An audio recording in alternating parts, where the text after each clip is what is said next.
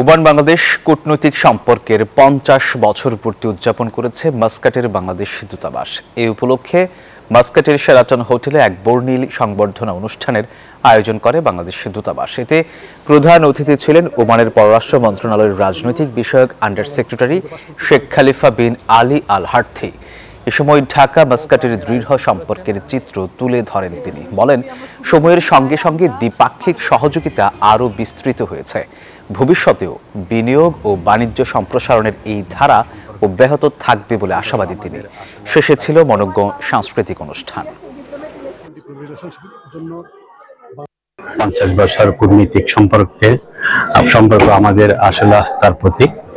আমি মনে করি এই দুই দেশের সম্পর্ক আরো উন্নতি হবে। দূতাবাস কর্তৃক আয়োজিত এই অনুষ্ঠানটা অত্যন্ত সুন্দর, প্রাণবন্ত এবং অনেক ডিপ্লোমেটদের আগমন এটা হয়েছে। যারা অংশগ্রহণ করেছেন সোশ্যাল ক্লাবের পক্ষ থেকে, আমি সোশ্যাল ক্লাবের চেয়ারম্যান হিসেবে সবাইকে ধন্যবাদ জানাচ্ছি। আজকে অনুষ্ঠানটা পেয়ে আমরা খুবই খুশি, তাই আমরা মাননীয় রাষ্ট্রদূত স্যারকে কমিটির পক্ষ থেকে আমরা থ্যাংক ইউ বলতে যাচ্ছি।